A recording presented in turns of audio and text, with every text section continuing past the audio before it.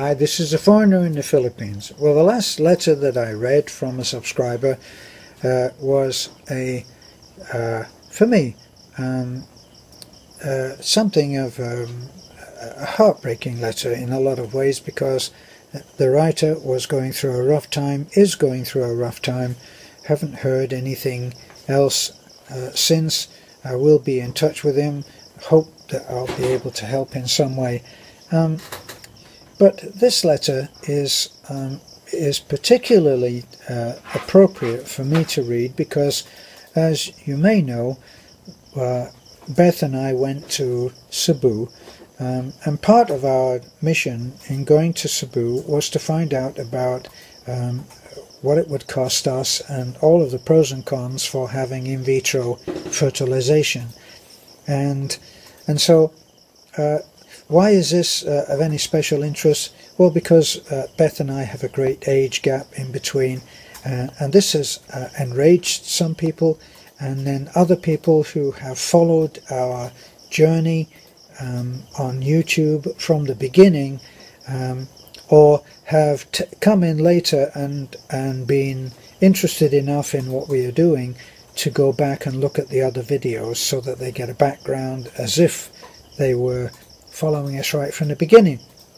So most of what we've received in terms of communication regarding the having a child at my age has been extremely positive. But of course, all people have their opinions, and some are very positive in that they've already decided, well, it's not my business, and I just want that couple to be happy, and that's been the main theme. Of course, there are others which one person has sent me 2 long letters now, and preaching to me and judging me, and I've just said, please don't write to me anymore, because I'm not going to read your letters. So we often require or need or enjoy having encouragement, and Beth and I are no different. That's why all of your positive reinforcement is of great use to us, of great importance to us. Well, why am I talking about this letter? This letter was written by someone who has become friends. He has started off as a subscriber, and he will be coming out here, and so we've communicated on more topics than just this. So I'm going to start from halfway through the letter. I'm not going to mention his name, because I haven't asked him if that's okay to do, but I'm sure that he wouldn't mind me reading his letter, because I think it's a beautiful story. So here we go. I wish you both the best of luck on your personal mission to Cebu. When I began my search for a life partner, one of my criteria was I wanted a woman who did not want or could not have children, as I have 4 already. Honestly, I only started to chat with Maricel because we have the exact same birthday, August the 3rd. But there were many other things I liked about her, and after a time one thing led to another and we fell in love. Isn't that the way that it happens? Me not wanting children, and she very much wanting at least 1 child.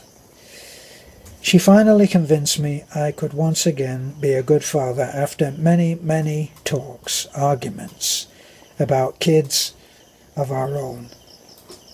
And this is how she did it. We had before that had the I'm older than you conversation. Now, this is a conversation that people with a great age gap, like myself, have. It's not a pleasant conversation, especially if there is true love between the two people, because the younger person, who for some reason everybody seems to assume that that one will go before the other, and because of age that's how they judge it, that the older one will go first. So we'd had that before then. We'd had the "I'm older and will probably die first" conversation. One day she looked at me and said, "Love, I hope not, but maybe you're right. You might die before I die. And if you do, I will be all alone." That is all it took. Meaning, we agreed to have a child. Take care and God bless. That's the end of the letter. So what does it mean to a Filipina? Now, forget the rest of the world. I don't know about the rest of the world, but I know about my Filipina. And having a child is the most important thing. Now, I've had all kinds of communication, making all kinds of assumptions about the way that it would be if I die and leave Beth alone with a child, as if as soon as I'm gone she will immediately plunge into poverty and misery, and the child will be deprived and all will be disaster. I don't know where that comes from, because as you may have seen, when we went to Cebu, what did we do? We took 2 children with us. Why did we do that?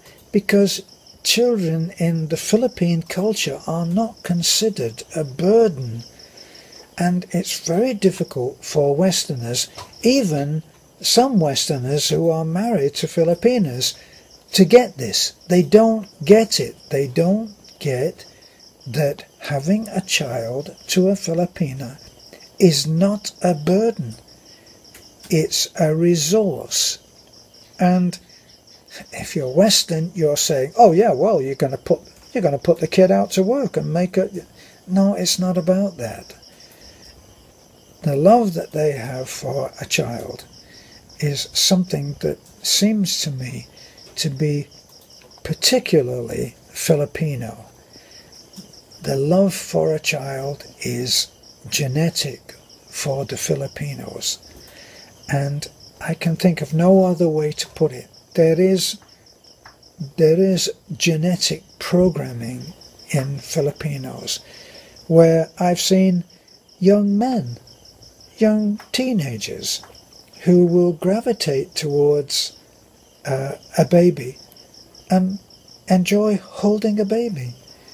And it's something that is ingrained in them.